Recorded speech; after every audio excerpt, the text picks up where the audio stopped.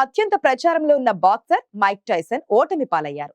60వ పడిలోకి ప్రవేశిస్తున్న సమయంలో తనకన్నా చిన్నవాడైన Jake Paul చేతిలో ఓడిపోయారు. దాంతో ఆయన ఇక తెరమరుగు కానున్నారనే విషయం ఆయన అభిమానులు జీర్ణించుకోలేకపోతున్నారు.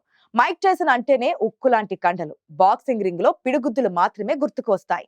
ఒక యోధుడు తెరవేరుకు కావడం వెనుక కథేంటో ఇప్పుడు ఒకసారి చూద్దాం.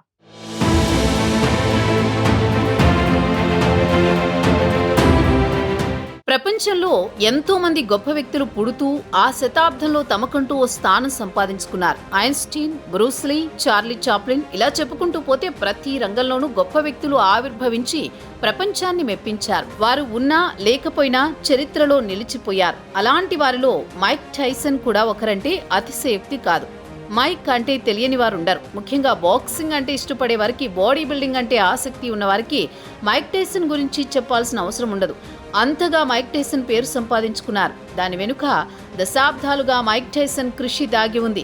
ఆయన శారీరక దారుఢ్యం, పిడిగుద్దులు సినిమాలుగా వచ్చేలా చేశాయి. అలాంటిది తాను ఈ మధ్య చావు చివరి దాకా వెళ్లి వచ్చారు.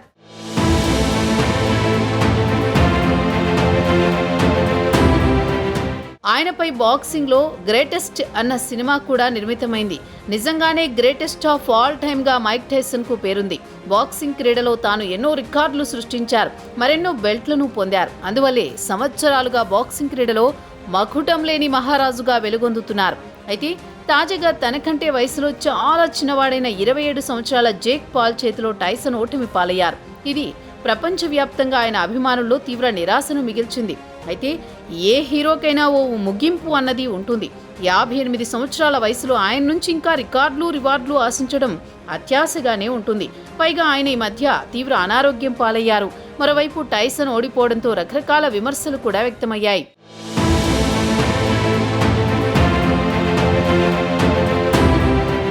నిజంగానే టైసన్ గొప్పతనం తగ్గిపోయింది. ఆయన సామర్థ్యం క్రమేపీ కనుమరుగవుతోంది. శరీరంలో దృఢత్వం సన్నగిల్లుతోంది. ఒకప్పటిలా ఆయన బాక్సింగ్ రింగ్ లో చెలరేగడం లేదు. ప్రత్యర్థిపై పిడిగుద్దుల వర్షం కురిపించడం లేదు.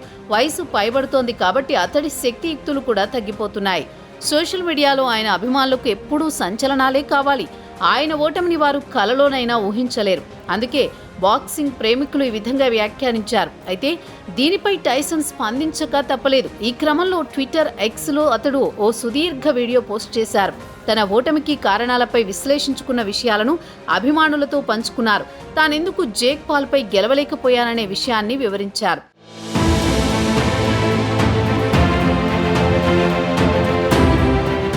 ఇందుకీ ఆయన ఏమన్నారంటే, ఓటమి అనేది బాధాకరం. అది ఎవరికైనా సరే అలాంటి అనుభవాన్నే ఇస్తుంది. బాక్సింగ్లోకి రావడం నాకిదే చివరిసారి కావచ్చు. దానికి నాకు పెద్దగా బాధ లేదు. గత ఏడాది జూన్ నెలలో నేను ఆరోగ్యపరంగా తీవ్రంగా ఇబ్బంది పడ్డాను.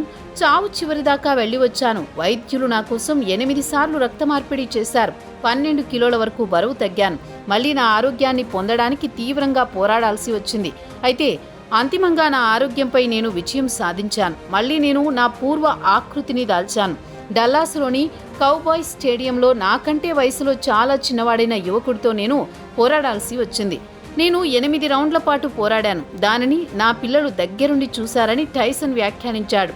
ఏది ఏమైనా తన రిటైర్మెంట్ విషయం ఆయన మాటల్లో స్పష్టంగా కనిపించింది.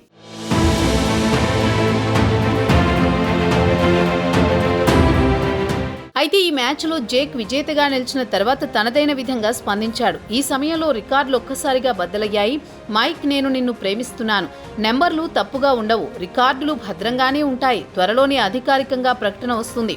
ఈ సందర్భంగా నా జీవితంలో ఎప్పటికీ గుర్తుండిపోతుందని జేక్ వ్యాఖ్యానించాడు. ఈ మ్యాచ్ AT&T స్టేడియంలో జరిగింది. దీనిని 72,300 మంది ప్రత్యక్షంగా చూశారు. టీవీలలో 6 కోట్ల మంది వీక్షించారు. నెట్ఫ్లిక్స్లో ఇది లైవ్ స్ట్రీమింగ్ అయింది. వీక్షకుల తాకిడి పెరగడంతో సర్వర్ డౌన్ అయింది.